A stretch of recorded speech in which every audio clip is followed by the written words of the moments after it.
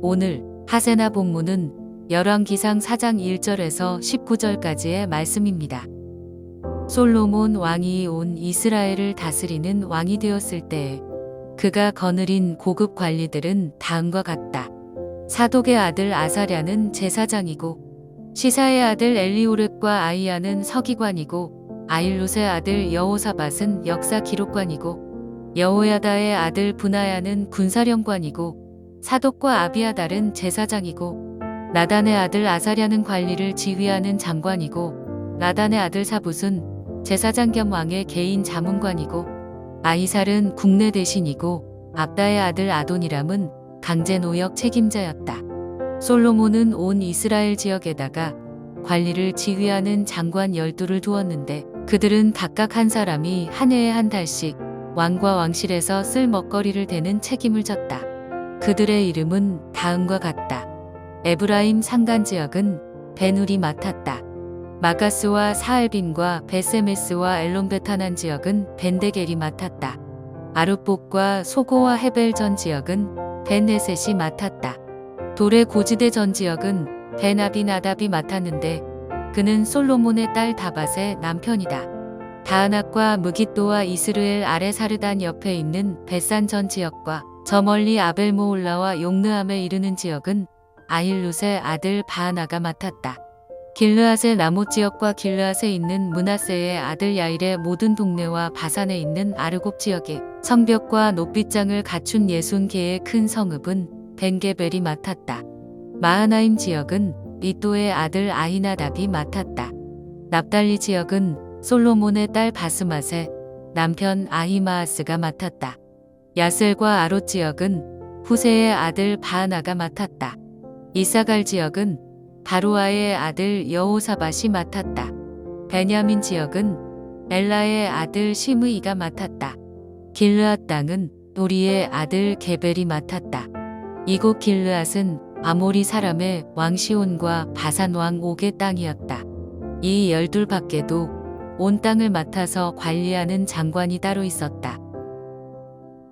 오늘 말씀은 솔로몬이 온 나라의 왕이 되었다는 말씀으로 시작하는데, 이것은 이때 솔로몬이 왕이 되었다는 것이 아니라 솔로몬이 왕으로 있을 때라는 의미입니다.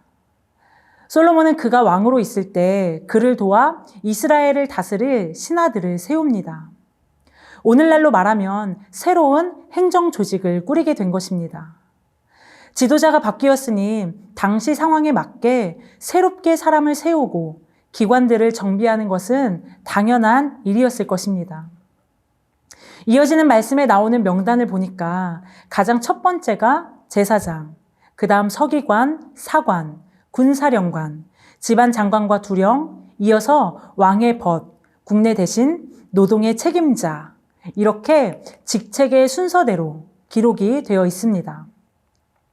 성경에 나오는 것이 다 그런 것은 아니지만 순서는 참 중요한 것이기도 합니다. 2절에 가장 먼저 제사장이 언급되었다는 것은 솔로몬에게 있어서 그가 통치하는 시대 가운데 가장 중요하게 영향력을 끼친 사람이 제사장이라는 것을 의미하기도 합니다. 솔로몬의 아버지였던 다윗이 왕으로 있었을 때 그도 조직을 세우면서 직책을 순서대로 나열한 말씀이 사무엘하 8장 16절부터 나옵니다. 스루야의 아들 요압은 군사령관이 되고 아일룻의 아들 여호사밧은 사관이 되고, 솔로몬은 제사장을 가장 첫 순서에 뒀지만 다윗은 군사령관을 가장 먼저 언급합니다. 다윗 시대 때는 많은 전쟁을 치러야 했기에 군사령관에 대한 중요성이 가장 컸을 것 같습니다. 그렇다면 솔로몬 시대 때 제사장을 가장 첫 순서로 기록했다는 것은 솔로몬이 통치하던 그 시대는 다윗의 때와 달리 이스라엘에게 있어서 전쟁의 위협이 없는 가장 큰 번영의 시기, 평화의 시기라는 것을 보여주는 말씀이기도 합니다. 7절 말씀을 보면 솔로몬은 이어서 12지방 장관을 소개합니다. 1절에서 6절까지는 궁정의 조직이었고 7절부터는 각 지역의 조직을 제도화하고 있는 것입니다. 그런데 솔로몬이 이렇게 12지방관을 세운 이유가 있습니다. 바로 7절 말씀처럼 그 사람들이 왕실을 위하여 1년에 한 달씩 양식을 공급하라는 것입니다. 이것은 왕실에 내는 세금을 의미하는데 왕실에서 필요한 것을 한 달씩 맡아서 조달하는 역할을 한 것입니다.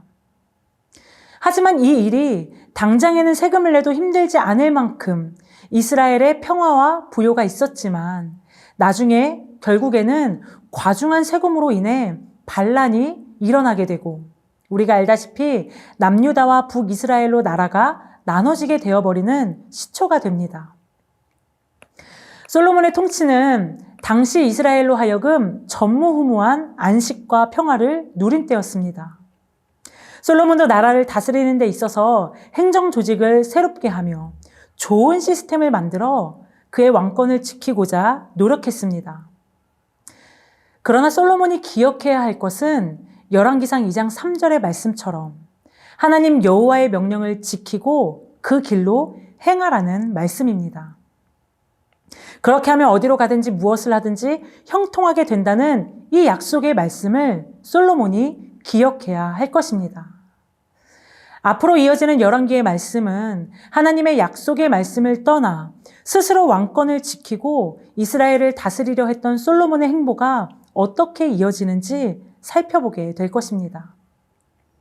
사랑하는 성도 여러분, 우리가 살아가는 나라와 사회, 또 교회에 좋은 시스템과 좋은 조직을 만들어내는 것도 너무나 중요한 일입니다.